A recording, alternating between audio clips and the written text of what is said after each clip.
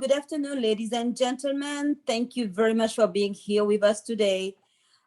We are starting our webinar. We are welcoming everybody on this webinar on public charge for our immigrants. We are having guests coming in, and definitely I'm your host today. I'm Adrienne Diagne from Los Angeles, California. I'm gonna pass the microphone to one of our IT person who is in the background to introduce the different panelists. We have one panelist that is Miss Clarissa Reyes Becerra, who is an immigration attorney and immigrant health equity project director. Clarissa Reyes Becerra is the Immigrant Health Equity Project Director at California Rural Legal Assistance Foundation. And she is here to help us today understanding about public charge. But before that, I'm gonna let the person who is in charge of the explanation with the different interpreter who are here, Mr. Joseph, who is here, will translate from Haitian Creole to English and English to Haitian Creole. And Mrs. Arsens, who is here, who will also translate from English to French and French to English. I'm gonna let them introduce everything that I said and go back to what we say right now on the program, and welcome again to our webinar on public charge.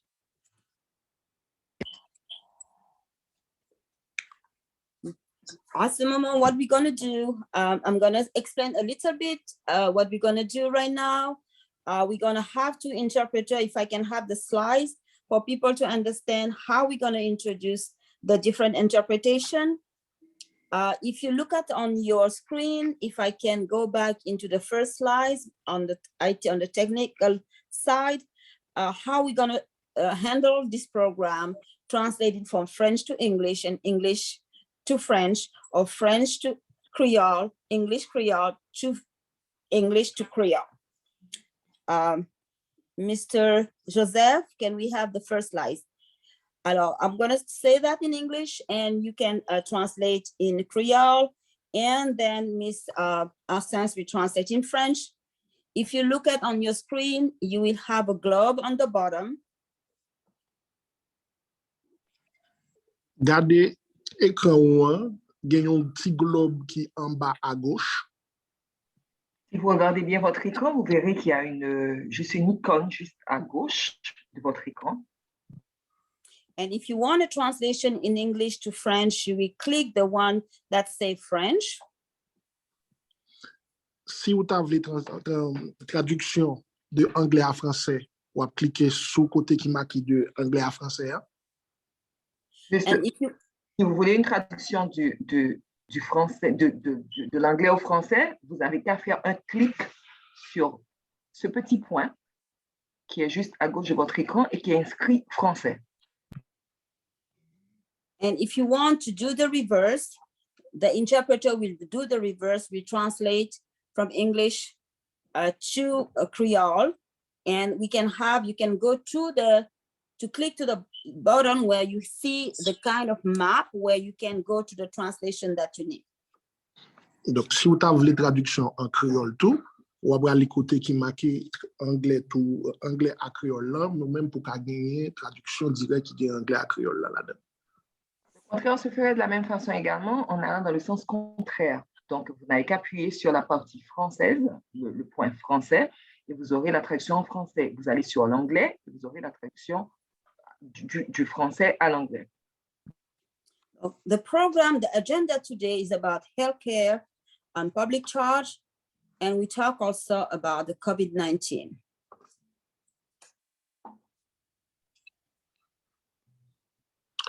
Traduction aujourd'hui, il y a un rapport avec soins de santé, charge publique, et aussi on a parlé de COVID-19. Le programme d'aujourd'hui est basé sur les soins de santé, la prise en charge publique et également sur la pandémie, le COVID-19. Now, the interpreter will also click on the window because they're interpreting at the same time.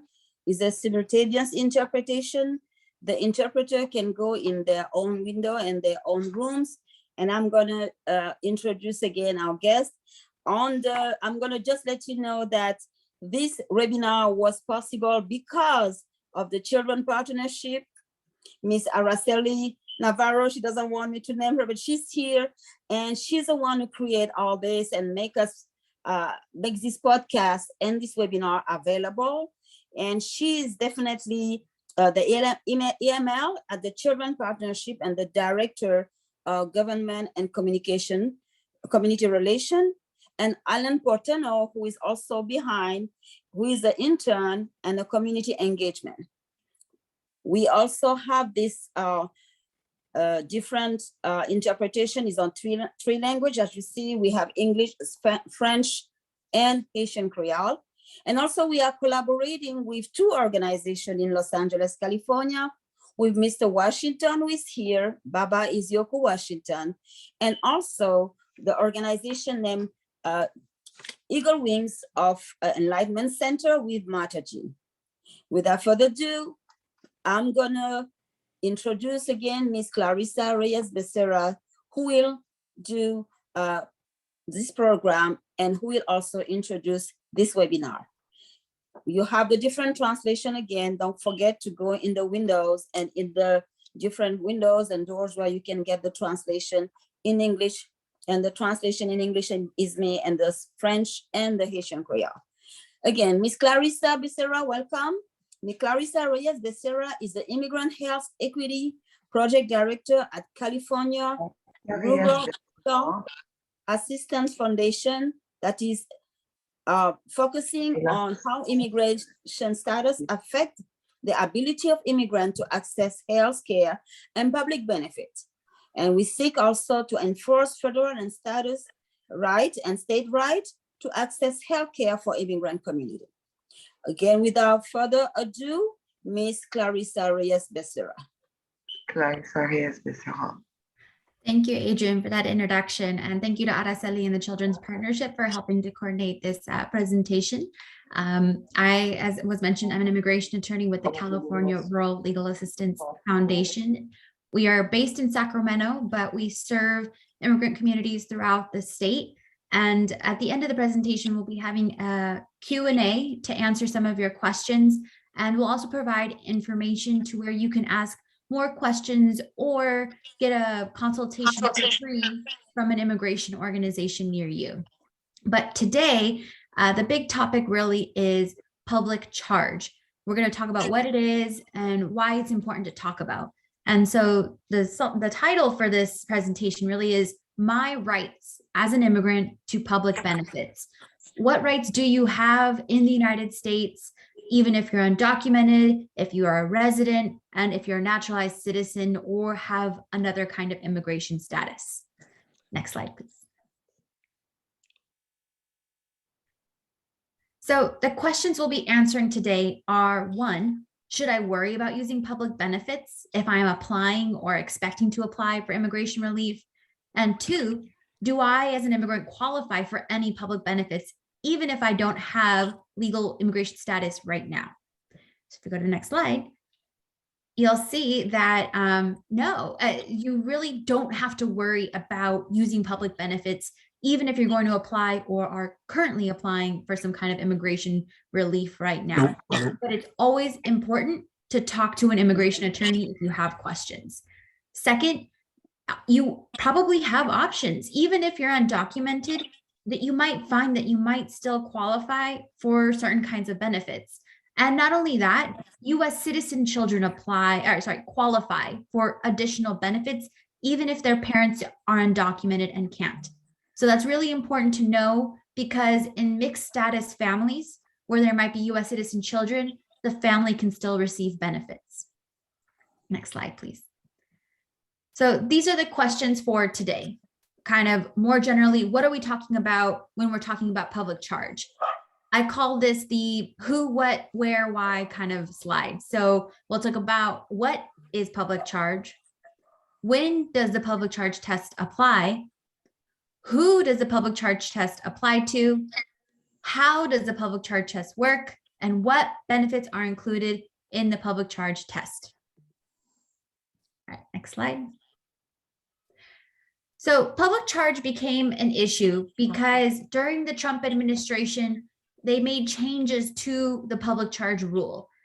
It's actually a very old rule. It's existed since the late 1800s in immigration law in the United States. What happened though was over time, the rule changed every couple of decades.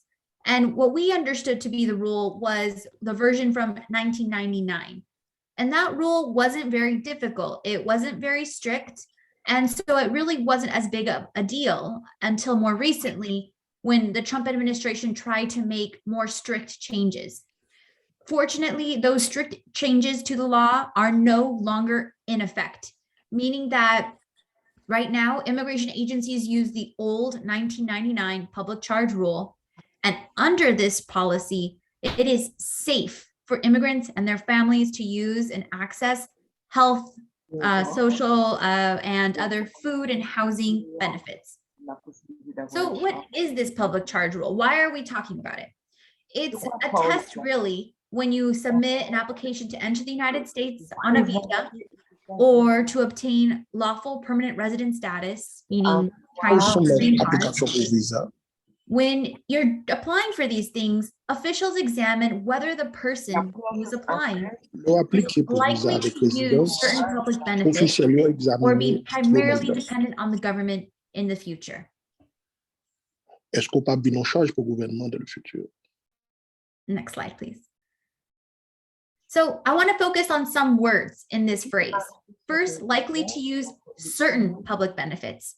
And I say certain because it's only a few that are considered under the public charge rule, not all benefits. So that's why I want to highlight certain. Second, primarily dependent on the government.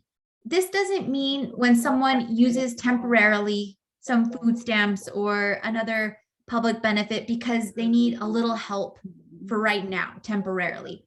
No, the government is looking at when someone depends solely or primarily on the government for their substance, or for their subsistence, or for their ability to just survive. And that's why we'll look at which benefits count and what that means to be primarily dependent. All right, next slide. So if the government finds that someone is a public charge because they are using one of those benefits and they are primarily dependent on the government, then they may deny their application for a green card or for a visa. So we'll talk about that. Next slide. So it's important to understand, when does public charge apply? Does it apply when you're trying to enroll and be eligible for a public benefit? Does it apply only when you're trying to apply for something from immigration? Or can it make you deportable? Can immigration agencies use it to make you a deportable immigrant? So fortunately, when we go to the next slide, Est-ce que l'immigration, ça we'll m'a un see problème that pour ça? public charge only applies. Oh, I'm sorry, Laura. It sounds like my voice is very loud, but we'll try to clear that up. Thank you for putting that in the chat. So fortunately, what we can say is that public charge only applies when someone is applying for an immigration application. It does not affect them at the public benefits eligibility or application. And it doesn't really affect them once they're already a resident, or it can't be used really to make, it can't be used against them to make them deportable. Public charge as a test only really applies in 2 stages, and we'll talk about that. Next slide, please. So public charge only applies in 2 situations. We kind of already highlighted these before. It applies when someone is trying to enter the United States on a visa. So they're usually applying for an immigrant visa, or they might be applying for a tourist visa, but they have to be applying for a visa. Or it can apply to them when they're trying to become a lawful permanent resident. And that's when someone is usually what we call applying for a green card. So public charge only applies in these 2 instances. Next slide, please. Larissa, can I pause you for a minute? Joseph and Carolyn, can I make sure that you both have chosen the channel for yours? Because I think we're getting some feedback from your interpretations. Just want to make sure that you're both on your channel. I'm on the French one. Okay, we're getting feedback, so I want to make sure that that it's processing correctly. So give me 1 second. Let me make sure. Thank you for your patience, all.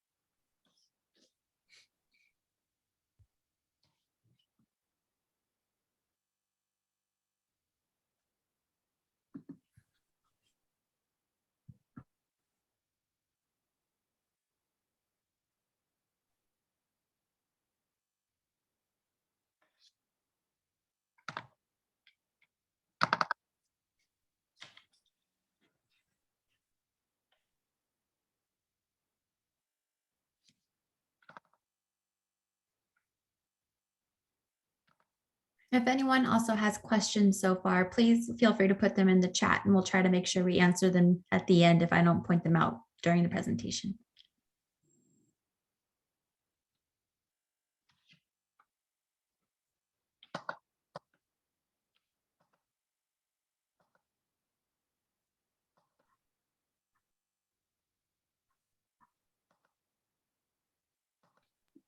Okay. All right, should we give it another go, Araceli? Thank you so much.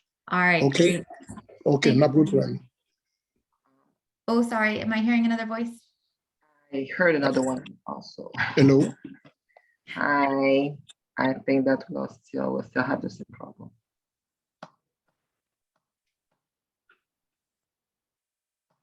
Meanwhile, that's we are having this small technical difficulty. Araceli, can I start asking question, or you want to wait until the end of the webinar to start making some Q&A and be able to answer if the English is with the English speaker, or we wait for the interpreter to come back? So the challenge is the channels. And so I'm trying to figure out on our end, it shows that they're available, the channels are available, but I'm not sure why our interpreters are not showing up on their end, why it's not automatically going on. So we're trying to figure out that technicality. We can continue the presentation in English, and then the Q&A certainly, hopefully we get to that point for interpretation. Thoughts on that, or we can certainly do the Q&A. I just want to be mindful of the content though, if maybe some of the questions are addressed through the presentation. Okay, just to remind something to remind the technical part of this interpretation. For each interpreter, when you see the globe on your language, please click to the language that you are translating. All the person who want to have the Haitian Creole translation, you can, or interpretation, you can click the globe that you see on the bottom of your screen that we ask you what language you want to choose, and you go there on this language, you choose the language. And for those who want to interpretation in French, you click on the globe and the French. There is 2 languages there. We have 3 languages today. We are interpreting in English, Spanish, English, Haitian Creole, and French. We're so used to do Spanish that I say Spanish, I'm sorry. But we do English, Haitian Creole, and French. Pour les gens qui veulent avoir l'interprétation, merci d'aller au bas de la page du côté gauche. Vous allez voir une globe indiquée avec l'indication d'interprétation. Vous choisissez la langue que vous souhaitez, la langue française ou le créole haïtien. Si vous voulez le créole haïtien, vous appuyez sur l'icône créole, et si vous voulez le français, vous appuyez sur l'icône français en choisissant le globe où s'inscrit interprétation. Pour les gens qui t'a remettre des présentations en créole, n'a pas aller sur le globe là qui est en bas page là, n'a cliqué sur lui, n'a gagné et événement ça qui traduit de anglais à créole. Merci un peu. For those who cannot get into the globe, if you don't see it, please let us know. If you are using your phone, you can find the globe if you click on the icon where you see the chat, the 3 dots on the right side, you will see the webinar, the chat, the webinar, the minimize, and under you have the language interpretation is where you have to get in. Les gens qui utilisent leur téléphone portable pour suivre ce webinaire, donc vous devez aller sur l'icône chat et du côté droit, vous allez faire sortir le point interprétation, et là, vous pouvez choisir la langue que vous souhaitez, ou le français ou le créole haïtien. Allez sur votre icône chat du côté droit, et à ce moment, vous pouvez choisir la langue que vous souhaitez en cliquant sur le globe interprétation. Pour les gens qui utilisent le téléphone, on a cliqué à droite, côté de 3 petits points, et puis on a choisi langue et interprétation, et on a choisi créole comme langue nous avons entendu événement ça. Et puis la boucle là normalement. So at this time, I'm going to recommend if my colleague Monique can log off and join our interpreters offline first, and I think continue with our English presentation and see if they can log back in, because I think it's their link in particular that's not working, because interpretation is available. I think the attendees can choose it. It's our interpreters that are unable to get onto their own channel. So if I can coordinate with you, Monique, offline, and then I think we can continue the English version and then definitely pick up on our interpretation. Great. Okay. Thank you, Araceli. Do you mind going back, I think, a slide or two? Let's see. Okay, great. So yes. So we talked about who public charge applied to, right? We talked about it only applies to people who are currently or going to, in the near future, apply for a visa, like an immigrant visa, employment visa, tourist visa, or for legal permanent residency. But more important than who it applies to, it's also very, very important to understand who public charge does not apply to, because there's actually a lot of immigrant categories that are not included under the public charge rule. So first and foremost, citizens. If you are already a citizen, whether you were born here or became a naturalized citizen, public charge does not apply to you. Lawful permanent residents who already have their green card do not need to worry about public charge, because public charge only applies to people who are applying for residency. Once you have residency, once you have the green card, public charge does not apply to you, with one exception: if you leave the country for more than 180 days, which is 6 months. If you leave for more than 180 days as a legal permanent resident, though, there are actually other consequences that are very serious.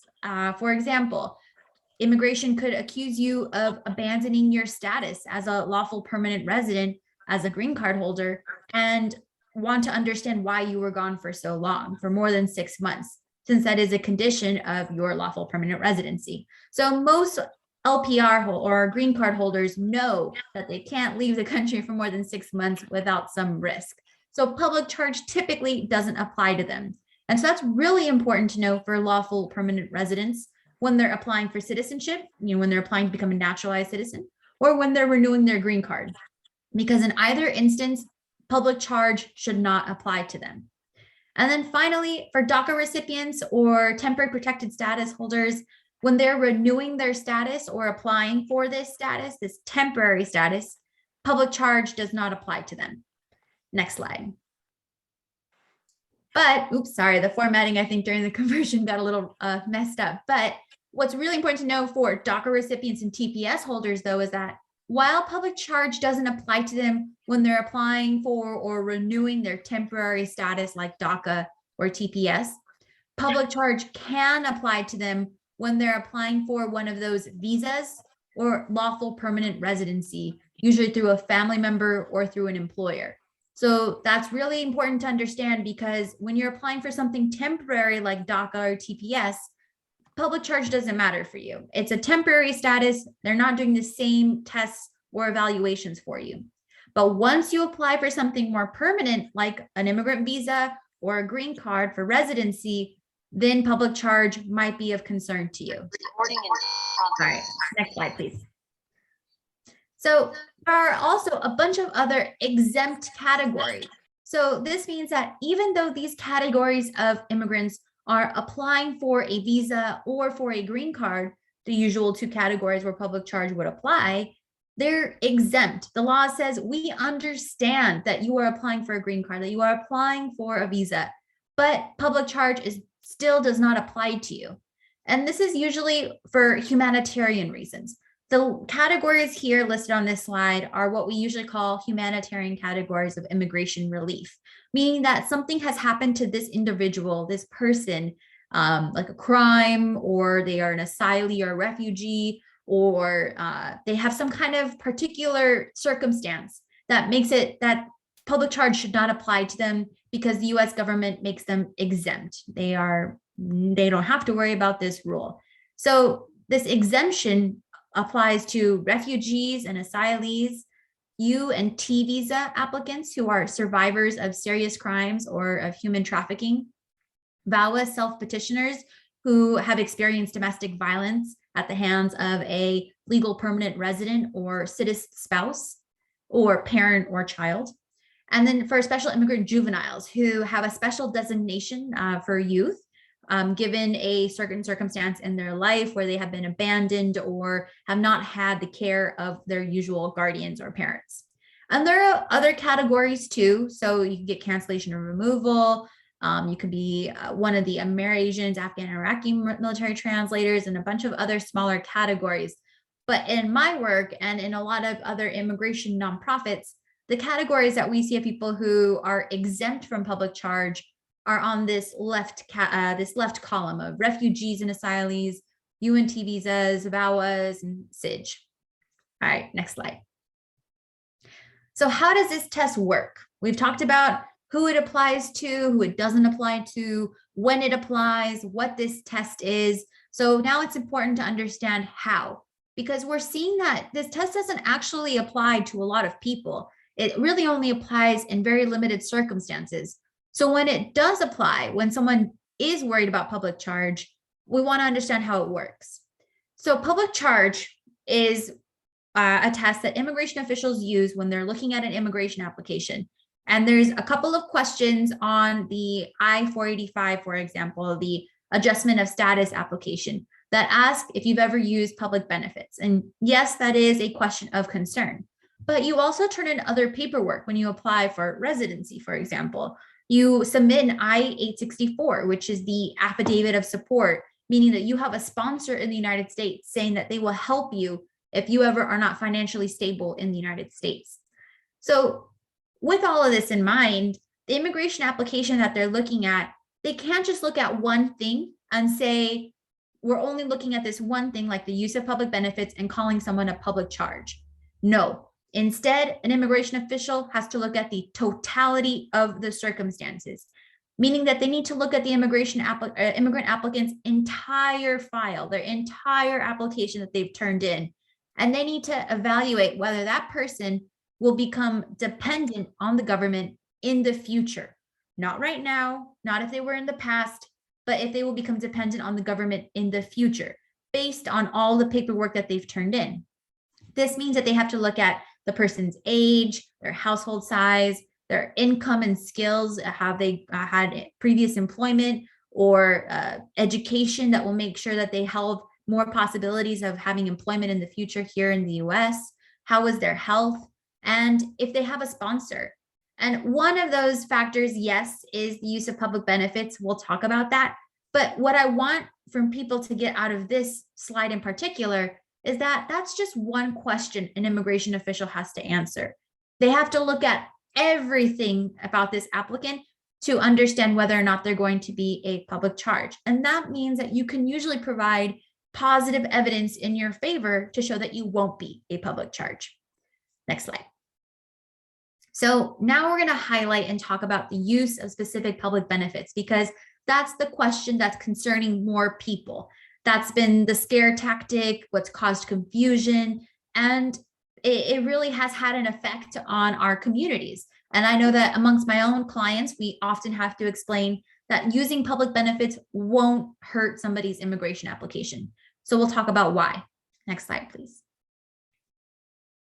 So the reason why there was a lot of scare and fear during this new public charge rule during the Trump administration was because they added a bunch of benefits. So you'll see all this text here. There were exceptions, there were new benefits added, and it created a lot of confusion, understandably, even for immigration attorneys.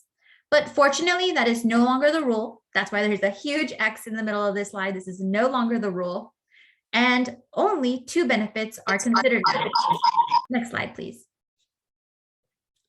The only benefits that currently count under the rule that the immigration agencies are using right now under the 1999 rule are cash assistance and long-term institutionalized care paid for by Medicaid. And so examples of cash assistance, federal, state, or local, it's not just federal benefits, federal, state, or local, include Social Security income, TANF, which is a temporary assistance for needy families program, the cash assistance program at the federal level, and general assistance. And in California, TANF is called CalWorks. There's also the CAP-E program for individuals who do not qualify for CalWorks because of their immigration status. And long-term institutionalized care paid for by Medicaid is typically when someone has to go to like a nursing home or a mental health care institution, and all of those expenses are paid for by Medicaid. And that is very rare, very, very rare in the United States. Next slide, please. What I want to point out about these benefits, though, is that most immigrants don't even qualify for these benefits. So, for example, CalWorks is very hard to qualify for if you don't have legal permanent residency or citizenship. And remember, if you're a legal permanent resident or a citizen, public charge doesn't apply to you usually. There's that one exception for legal permanent residents, right, with the 180-day rule. But otherwise, you don't need to worry about public charge. So even though public charge considers cash assistance like CalWorks, most immigrants who are applying for residency or applying for a visa don't even qualify for it. So what's good to know about cash assistance is that really the only benefit in California that families need to worry about in terms of public charge if they're going to apply for a visa or for a green card is CAPI. That's it. Really no other benefits exist for immigrants that are considered under the public charge rule for cash assistance. All right, next slide. And I'd also like to point out that benefits from family members do not count against an applicant. And this happens a lot, for example, when there are US citizen children, but undocumented parents. The undocumented parents might not qualify for benefits, but they'll be receiving the benefits in the name of their children. So while the benefits might come in the parent's name, the benefits are for the children. And so those benefits won't hurt the parent as an applicant for immigration relief because they're not for them, they're for their children. And so that's actually a very easy thing to show if that is a concern on your immigration application. All right, next slide. Oops, I'm not sure. There we go. Okay.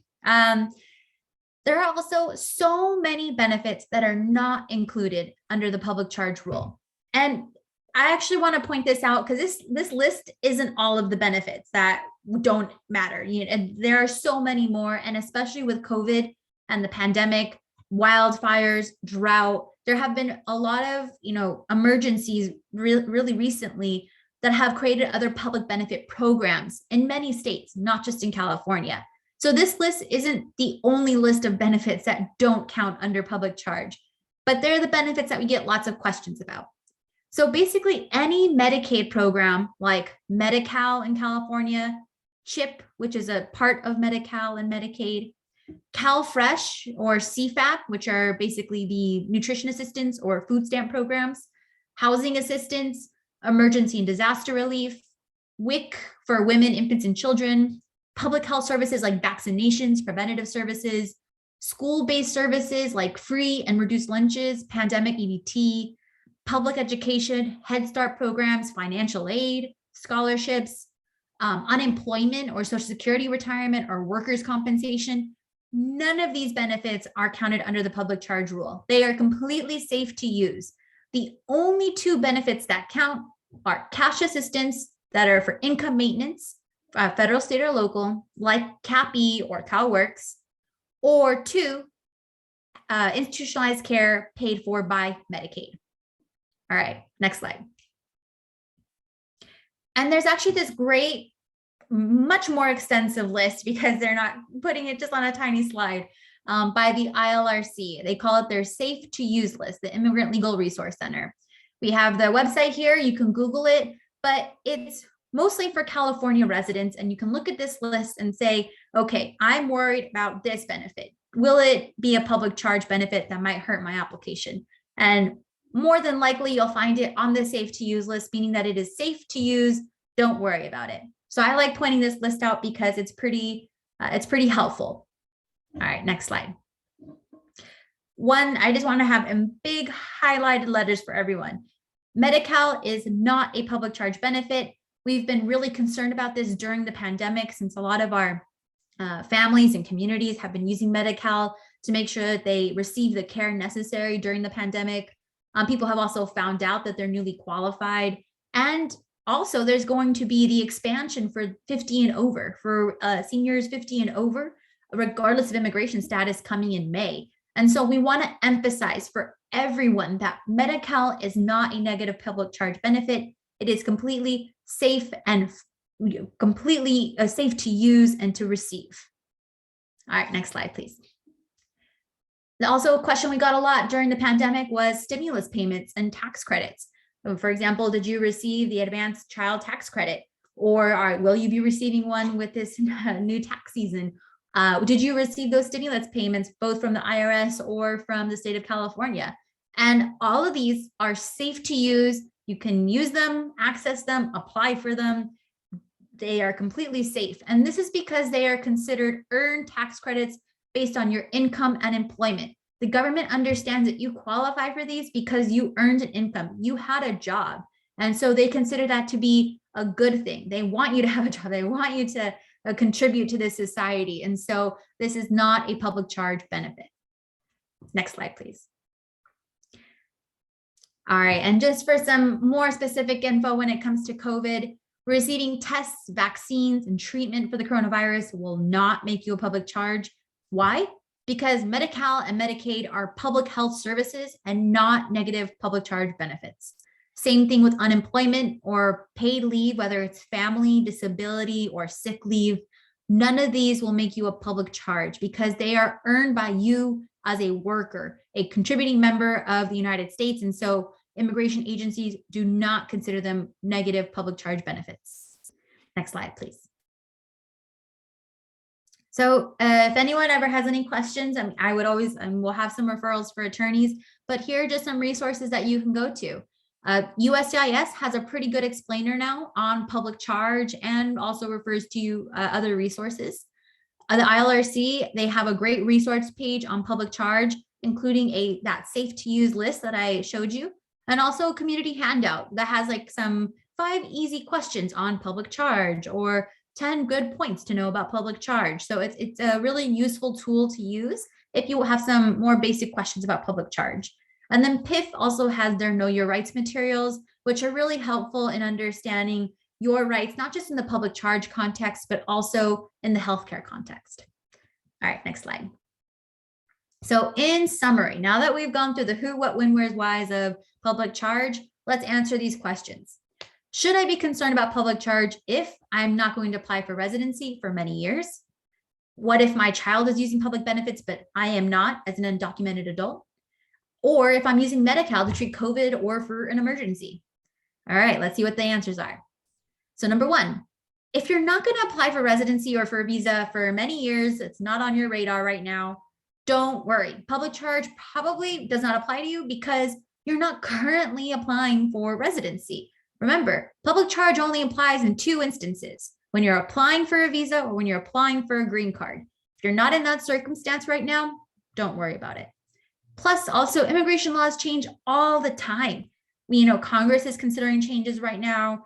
Changes to immigration regulations, which are different than laws, happen with every change of president. And we're in Biden's 2nd year now. So it might be that the next president might have different changes in mind. So never really take immigration laws to be permanent because there's always something that could happen. And so as immigration attorneys, we try to let people know that don't let immigration laws drive your life, make decisions that are necessary for you, but always feel free to reach out to us if you have questions. Second, if your child is using public benefits, but you as an adult are not, remember, the benefits used by family members like children will not apply against you, the applicant. Don't worry about them because those are benefits that your child is using, not you as the applicant adult. And what if you're using Medi-Cal to treat COVID or for an emergency? Don't worry. 1, Medi-Cal is not a negative charge benefit. And 2, right now during the emergency actually of the pandemic, USCIS, the immigration agency, has announced back in March of 2020 that they will not be considering or taking into account benefits used in relation to the pandemic. So that's actually very helpful for a lot of our immigrant applicants who might be worried about using benefits. Without having all this knowledge about public charge, they should know that immigration is taking into account that the pandemic right now is causing a lot of instability among families. All right, next slide. Couple more questions. What if you're currently using emergency or disaster benefits like pandemic EBT for your kids, FEMA benefits for if you were experiencing a drought or a wildfire incident? Or what about the IRS stimulus payments that were associated with the pandemic? Or what if you're applying for a UT visa or for a VAWA applicant as a self-petitioner? Should you worry about public charge? And finally, what if you're going to use Medi-Cal for your pregnancy? Do you need to worry about public charge? All right, let's see those answers. So if you're using pandemic EBT benefits, FEMA, other emergency disaster relief, they are not public charge benefits. Don't worry about them. They are specifically, there has been guidance by USCIS saying that emergency benefits do not count in the public charge rule. Same thing. Remember, UT visa and VAWA applicants, they're part of those humanitarian categories of immigrants, meaning that they are exempt from public charge. Public charge does not apply to them. And if you're receiving WIC or Medi-Cal for your pregnancy, sorry that you can't see the answer, at least I can't see it, but it's good to know that WIC and Medi-Cal are not public charge benefits. They're completely safe to use, and don't worry about them. All right, next slide. We're gonna just do a little pause. Sorry about that, No, of course. because we have the interpreter back. Yay. We are happy for that. We are just giving this instruction again.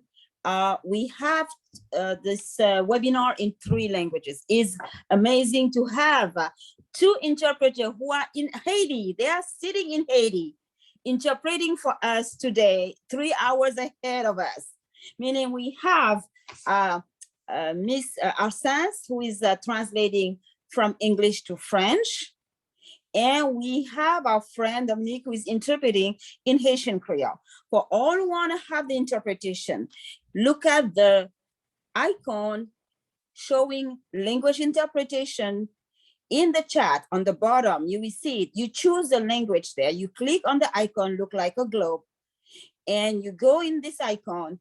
You click the language that you want to be in. That can be French or Haitian Creole. Interpreters are translating simultaneously.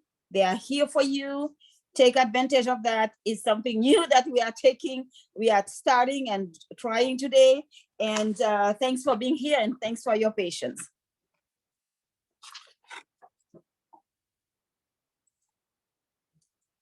Clarissa, I think you can go ahead.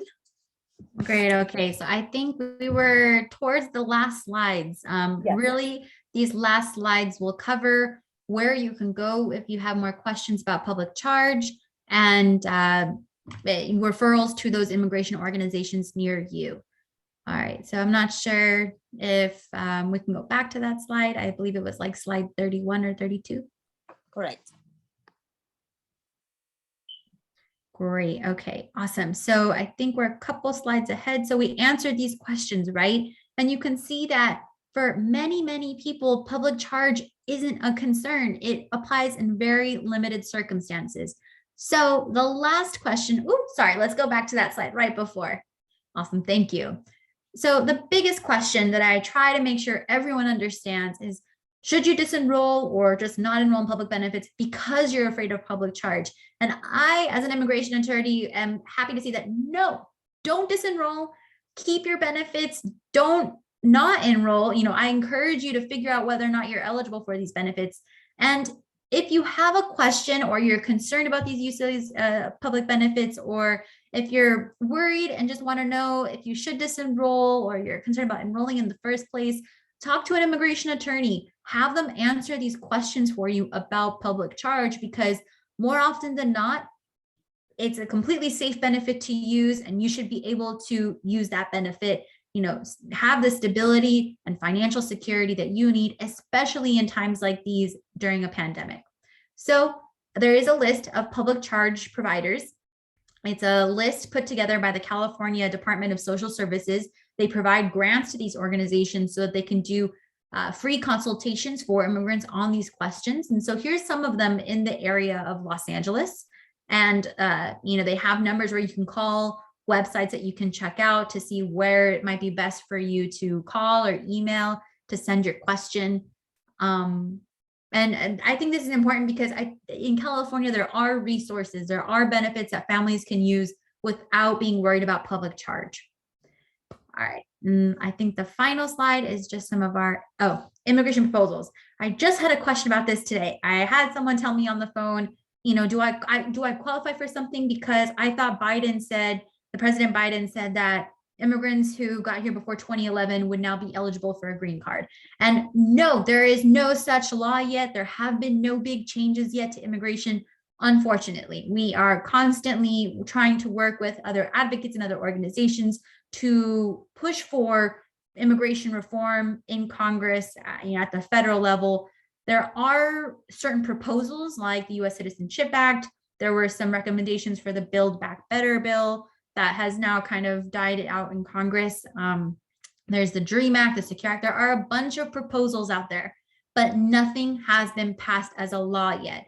And so I want to make sure that people are aware of this because we do see fraud. We do see people who claim that there have been changes to laws.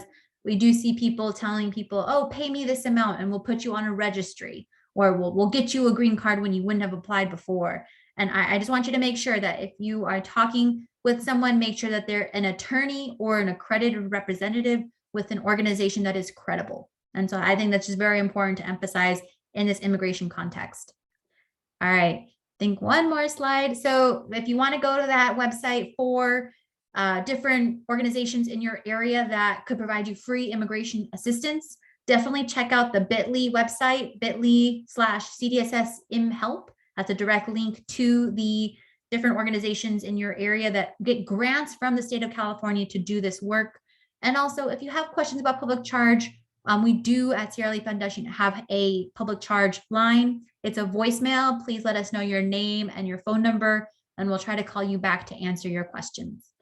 All right. Thank you so much, everyone. I'll go on ahead. Well, I think we can stop with this slide share, or I think there's actually something from Alan from the Children's Partnership, or are we going to the questions and answers first, Adrienne? Absolutely. I think you will be doing questions and answers first. Yes. Questions and answers? Awesome. Yeah. Okay. Thank you so much. First of all, thank you so much. Definitely, Clarissa. It was such a wonderful presentation, and we need more of it. We're going to continue to do presentation like this because I'm learning. Even if I was trained on public charge, I'm still learning from you, and it's every time a reminder.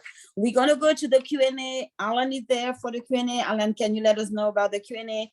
Then, so those who want to have a question on the chat, we can definitely, you can write on the chat. And if we have more time, we're going to go also, you want to do a one-on-one consultation, a small consultation, right? Is what you plan? Not today, no. So that would Not be today. for if there are questions that we can't answer today. Hopefully we can answer most everyone's questions. But if someone does have a concern, I can coordinate with Adrienne to make sure that we leave some room for answering some of those questions. Thank you so much. In the next couple of days. Okay. Alan, would you mind if you can just let us know what are the questions on your Q&A, please?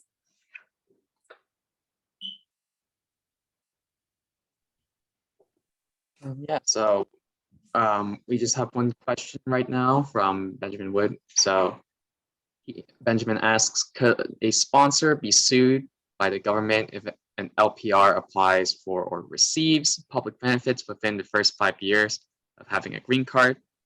And a follow-up he had to that was, could a naturalization application requesting a fee waiver whose eligibility is based on receiving a means-tested benefit trigger such a problem? Good questions. All right. So the first question about the sponsor, that really depends on where you live and what state you live in. So the reason why this became a big concern for people was because during the Trump administration, they put out a memo or an executive order saying that agencies should do anything and everything to make sure that people are not abusing our public benefit systems. And this was really targeted at immigrants like LPRs. The Biden administration has since walked back or rescinded some of those memos. So we're hoping that that's not an enforcement priority for them. But at the same time, it really depends on the state that you live in. For example, in California, where I work, there are no rules or regulations or current implementation methods for the state to go after somebody. So what typically happens is when someone is enrolling in a county benefit like Medi-Cal or CalFresh or CalWorks, the county social worker will ask that person, if you're a legal permanent resident, who is your sponsor? And if they had a sponsor, then they'll ask, how much does your sponsor earn? And they'll consider your sponsor's income in your application. So usually for a lot of people, that additional income will put them over the threshold and they will no longer qualify for that public benefit. So that's usually how it happens. If they don't ask about that though, if they don't ask about the sponsors and they give that person the public benefit, there is no way or there's no method yet in California for states to go after and sue that person. I have not seen it in my work. I have no one in my organization has seen it. NILC, the National Immigration Law Center, has also put out prior memos on this issue saying that they have not yet seen prior enforcement of the state suing a legal permanent resident on this. So that is to say, though, when you do sponsor somebody, you are signing on, as an oath to saying that that this could be a risk. So that's not to say that it would never happen, but that for right now, in the state of California, we haven't seen that. That might change for other states. I'm not an expert in, other public benefit systems in other states, just in California. That's what I'm more familiar with. So for your sponsorship question, it's a potential risk, but it hasn't happened yet as far as I know with any of the clients that I've ever worked with or that the National Immigration Law Center has ever seen. So it's usually positive news. And usually the only time it becomes an issue is when that person is enrolling in public benefits and the county asks them for their sponsor's information. And we would recommend and let everyone know, please never lie to any kind of state or government official. That includes immigration officers or county eligibility workers to sign you up for these public benefits, because those lies could haunt you in the future and they could make you have some very risky situations with your immigration status. So, or with your public benefits. So always tell the truth. Okay. And your second question was about naturalization and fee waivers. That's actually a great question because fortunately, when you apply for naturalization based on your income or use of a means tested benefit, like you mentioned, you could apply for free to naturalize, or you could apply for a reduced fee. It's about half the price of the typical fee. And that's actually a really good thing. We want more people to become citizens, to vote, to have a voice in this case, in this country, in this nation. And that was a concern that they used a fee waiver or a reduced fee waiver, that it could affect their application. And no, using a fee waiver or using a reduced fee waiver should not affect your citizenship application. Because remember, public charge as a rule only applies when someone's applying for residency or applying for a visa. Once that person is a resident, though, once they have a green card, unless they've left the country for more than 180 days, public charge doesn't apply to them. And so they're not going to look, the immigration official reviewing the naturalization application isn't going to care that you applied for a fee waiver, because that's not a public charge consideration. They're not even thinking about public charge because you're applying for naturalization, not for residency. And so it's completely safe to use fee waivers. I highly encourage it. There are actually initiatives out by the state of California right now to help people who don't qualify for fee waivers to get assistance in applying for DACA or for naturalization by providing some kind of fee assistance. So that's a great question. Thank you for your question, Benjamin. And I hope that answers it positively for you. Thank you very much, Alan. I think there is two more questions if you look. Thank you very much, Benjamin, for your question. Alan, in the Q&A, we have two questions also there. One from, if I can see, Valerie Contreras, if you can just let us know. And another one is from Miss Marie Cruz White. If you can read the question for us, please, Alan, if you can find them. Yes, so one of the questions was, if you have DACA and are applying for your permanent residency at the same time, is it better to avoid applying for some public benefits since the public charge can apply to you? That is a good question. So we're talking about someone who is applying for DACA or who has DACA and also applying for legal permanent residency. So what I would inform that person is to talk to an immigration attorney, because it's likely that they're using a public benefit that doesn't matter under the public charge rule. For example, they might be using Medi-Cal, or they might be using CalFresh, which is the food stamp benefit. And if they're using those, then they don't have to worry about public charge when they're applying for residency, and they should continue using those benefits. But if they're using something like CAPI, or maybe another cash benefit that I can't think of right now, then they should talk to their attorney and make sure that they have other positive factors in their application that make it so that, remember, the official has to take into account the totality of the circumstances. So they can't just say, oh, this person using this benefit, they're public charge. No, they have to look at the whole application. So that's something their immigration attorney can help them look at. So if that person is applying for residency right now or in the near future, I would just have them talk to an immigration attorney if they're concerned. But they can also go to that safe to use list by the ILRC or the PIF resources and screen for themselves if that would be a public charge issue too. I hope that answers that question.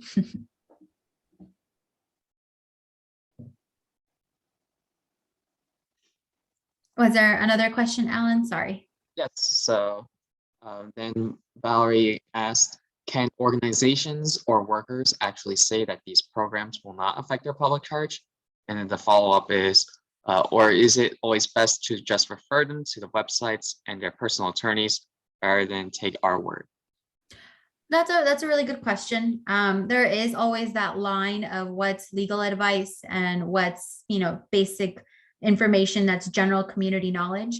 I think right now you can say Medi-Cal is not a public charge benefit. Right now you can say CalFresh or other food stamps are not public benefits that are under public charge. And that's like common knowledge that's on the USCIS website, that's on all these resources. This is common community knowledge. When it gets to the point though that you're informing whether or not public charge applies to that person, I would then refer them to an attorney. So like, for example, if that person is applying for legal permanent residency, they're applying for a green card and they ask you, oh, hey, does public charge apply to me? I mean, technically public charge is a test that every application is reviewed with, right? So technically they need to go through that analysis with an attorney, but you can tell them, I would refer you to an attorney, here's some information, here's where you can go. But just so you know, benefits like Medi-Cal, CalFresh are completely safe to use. Now, for example, if someone is applying for citizenship and they ask, does public charge apply to me because I'm applying for citizenship? I'm filling out the N-400 right now. I'm going to apply for a fee waiver. Does the fee waiver hurt me? I mean, we can go back to Benjamin's question. Fee waivers are not a public charge benefit. You can tell them that. Don't worry about it. And you can tell them also, public charge doesn't really usually apply to residents when they're applying for naturalization, but you should talk to an attorney in case you've traveled outside of the country recently for more than 180 days. Things like that are general common knowledge. You've not done any legal analysis. You're not telling them whether or not public charge does or does not apply to them, but you're telling them, hey, I heard this fact. I think it's important for you to know, but I also think you should talk to an attorney because I'm not an attorney. So I think there's always that balancing line, and the way to best go about it is referring people to attorneys and telling them, don't take what I tell you as legal advice. Does that make sense? Absolutely. Effectively, that's very important to always refer to resources rather than answering ourselves to members or to immigrants who want to know more about public charge. I don't know if there are people, if we can, we still have a little bit more time, or if we open the floor, or if there is more question. But I just want to ask myself a question. Why? Because we work with the community that we serve, and usually we can hear undocumented parents saying that if they apply for anything with for their kids, if they become legally resident or citizen, or for Medi-Cal or Medicare, when they will be older, the government will take their house because they say is a benefit, and they will take the house that they bought. That's why they don't want to buy houses. Or when they die, when they pass away, their houses will take yes, the houses will be taken by the government. Is that right, or is just a misconception? That's a misconception. That's a really harsh misconception. I think I can see why people would be very afraid. I mean, to have, something that you've worked so hard to buy and, work for, to have it taken away from you, that'd be very scary. So I think what some people might be concerned about, is that the immigration agencies will point out a long time ago, you used a public benefit and now they're going to use it against you, even though it's been years since you used it. Maybe you used Medi-Cal during the pandemic and it's because you needed it. You didn't have health insurance at the time. But, you know, years later, you now have a job, you have your own private insurance, you're a resident, you're applying for citizenship. Typically, the way laws work in immigration law is that they don't retroactively apply a law, which means that if a law changes, say right now, they're not going to apply it to people who used a benefit 20 years ago, because that was 20 years ago. You know, their circumstances have changed, life has changed, the laws have changed. And so that's also the same way. So that if someone's using a benefit right now during the pandemic, and then they apply for citizenship 20 years from now, the laws have changed. Say public charge is very different than it is right now. In 2040, for example, they're not going to look at what you did in 2020 and use that against you in the same kind of way. If their public charge laws have changed in 2040 and you're currently using benefits and public charge is worse off than it is now currently in 2040, then you know, public charge is an issue for that person at that moment. But it wouldn't have been an issue that they used it in 2020 because that was 20 years ago. So I think it's really important for people to know that you shouldn't worry about something that you did 20, 30 years ago. You shouldn't even have to worry about something that you did 5 years ago. For example, under the Trump rules that were implemented during his administration, they really only looked back 3 years.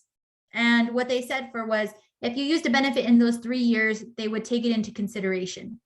What was more scary about the rule, though, was not so much that they looked back 3 years, but that there were really strict income guidelines. They said that if you made this much money or lower, that was a really negative factor on your application.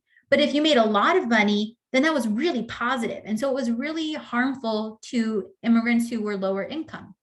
So that was what was more painful about those rules, not that it looked 3 years back. So that's one thing that we like to tell people is don't worry about what you're doing now if you're not going to apply for many years for an immigration application, because what you do now shouldn't really hurt you 15, 10, 5 years down the line. Adrian, yes, thank you so much. I was coming because I tried to mute and unmute. There is still one more question, but I want to find out in the translation, in the translating room, in the room for French or Haitian Creole, if there is any question. Mr. Gabriel, Miss Assas, do you have anyone asking for question there on your chat room?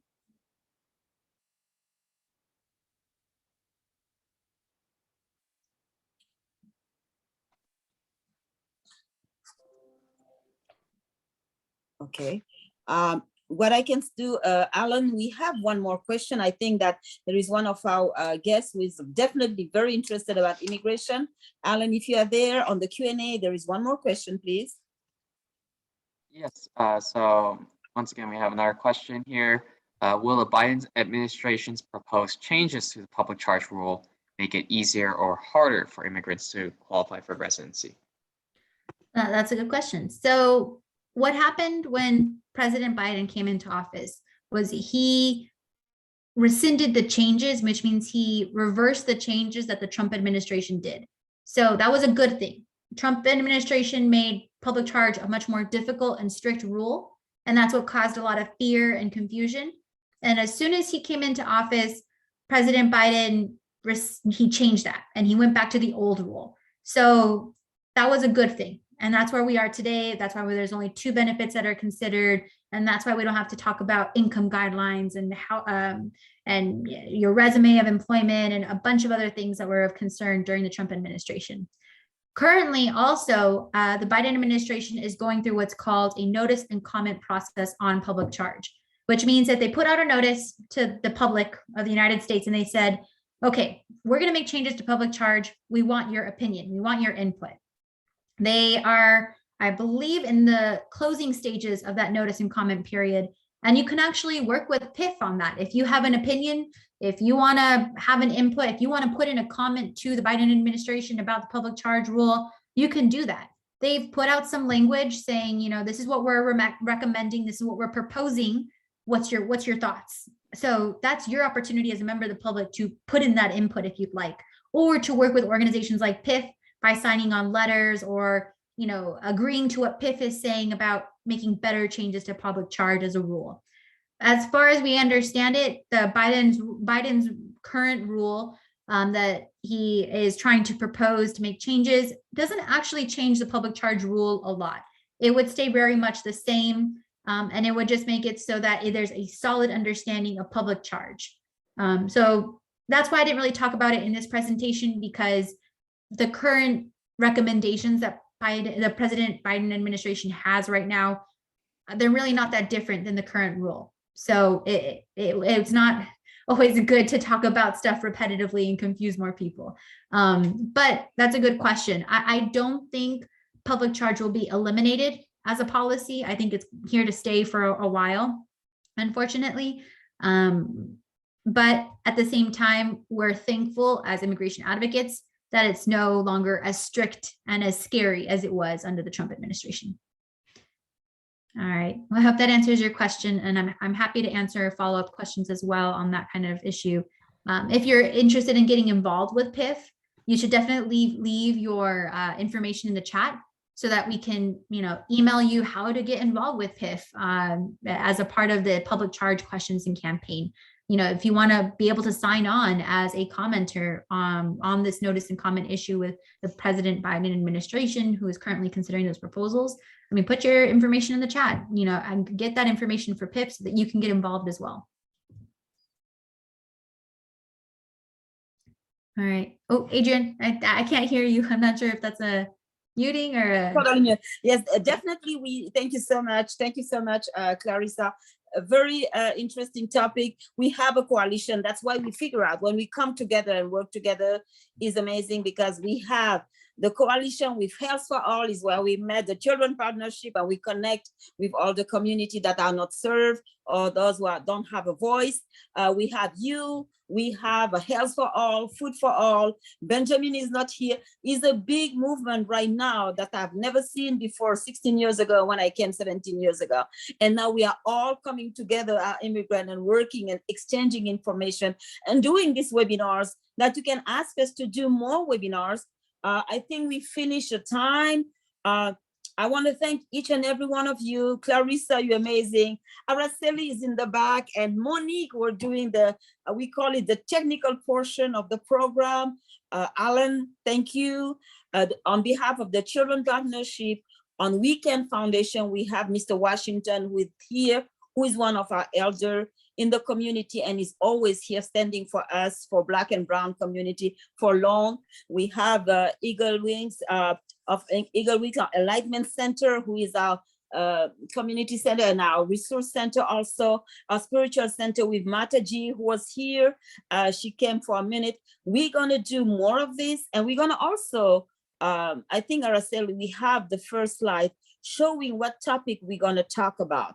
Yeah, Adrian, if I can also note, we did actually want to share additional resources with all. If we can have maybe 5 minutes of everybody's time, I'd like to move it over to my colleague, Alan, who can share some of the work, as you mentioned, in coalition, the resources that have been made available, and just reiterating where you could go to some of these pieces that Clarissa has mentioned. Absolutely, absolutely, Araceli. Let's make it happening. Alan, please share with us, with our guests, and what is the resources and what is the next, because it's not finishing today. Yes, so later on, we will be continuing this webinar talking about how to kind of access public benefits later on in the future, knowing that public charge doesn't affect most of anyone's eligibility for various public benefits. But in terms of resources for better understanding public charge, or better knowing what things they can access, knowing that they aren't disqualified by it because of public charge, we want to impart some of the following information and resources. So first and foremost, we are still within the COVID-19 pandemic, and testing and treatment for in general is free for anyone, regardless of immigration status.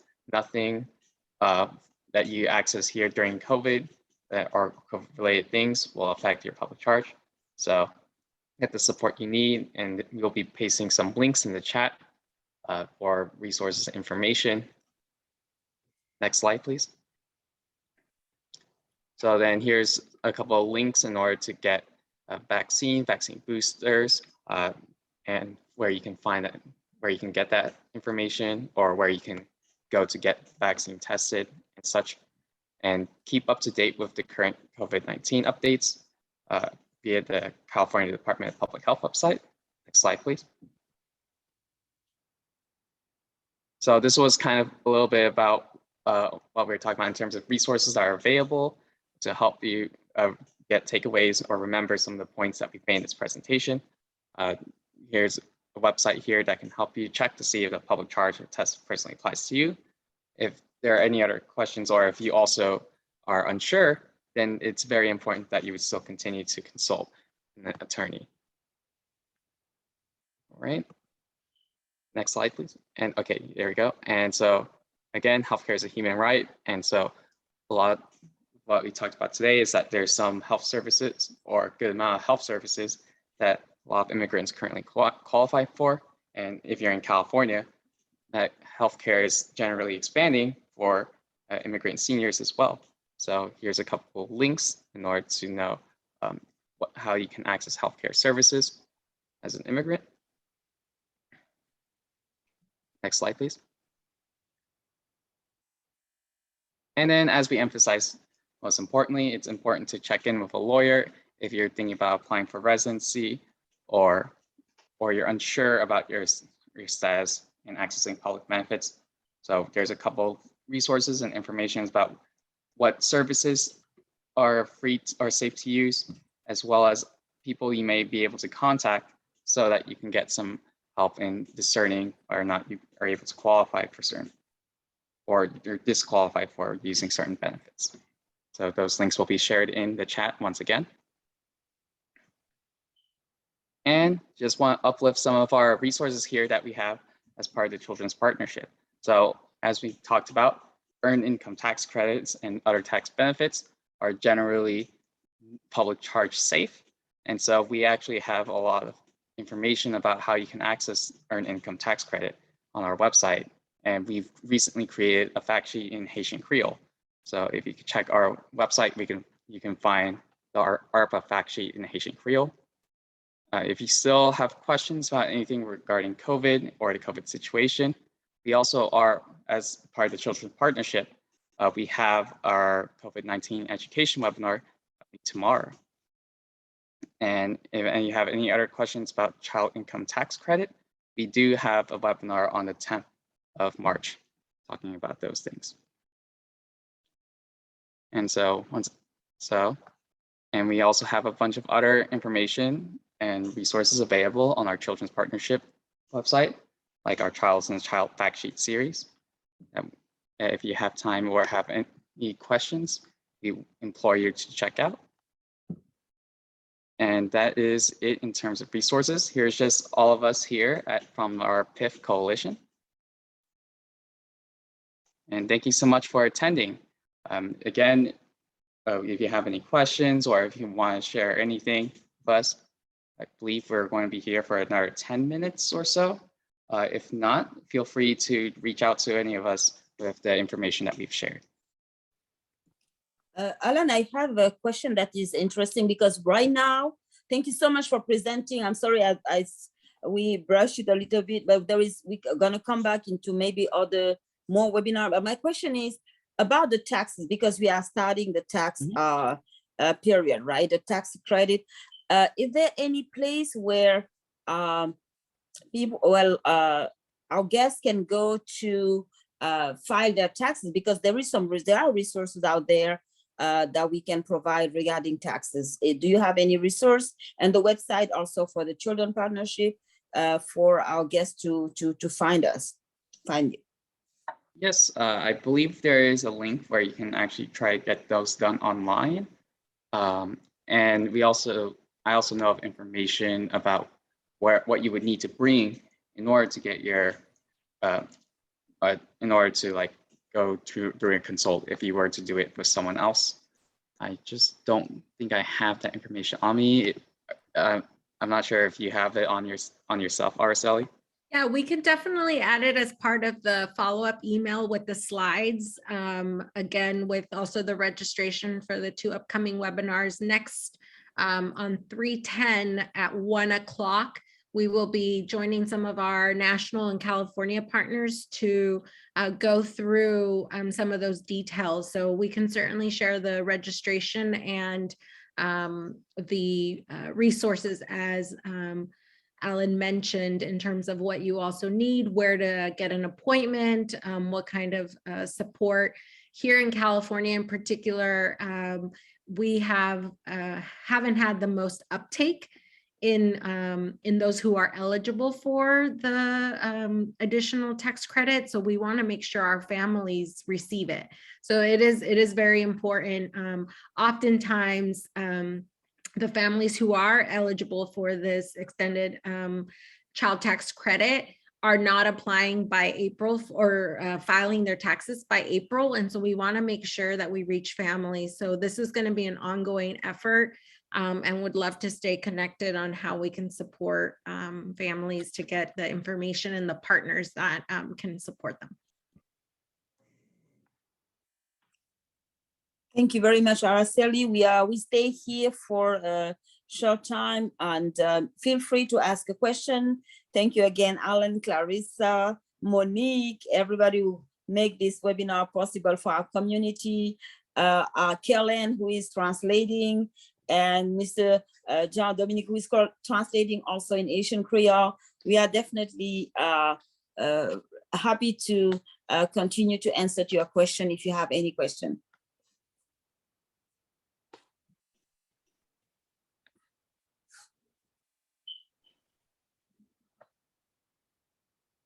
Mr. Joseph Gabriel is still here translating in Haitian Creole. If you have any question, please feel free to write your question in Haitian Creole. It'll just send it to us in English.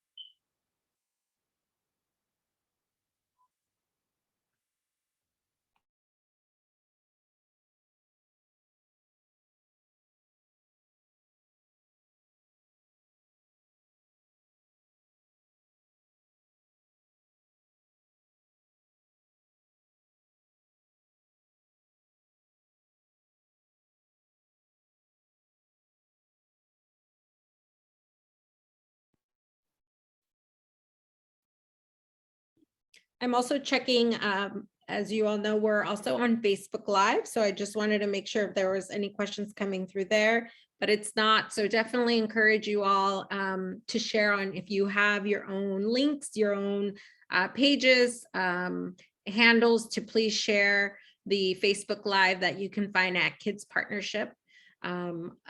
It would be great if you all could share this resource with our community, and certainly if you registered, you'll receive the follow-up materials.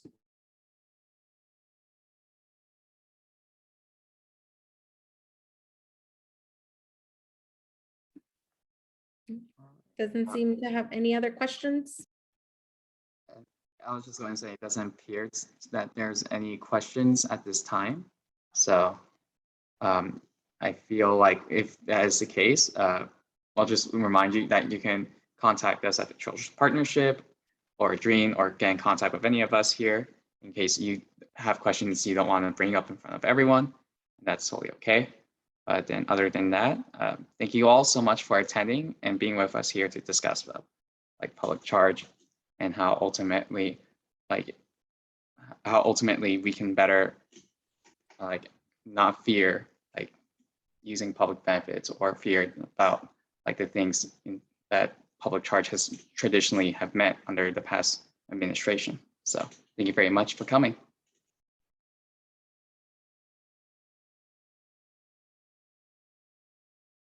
You're muted, Adrien. I say thank you very much, everybody, and good night to all of you, and see you soon. And don't forget to also sign up again for our next webinar. Thank you again. Thank you all. Have a great evening.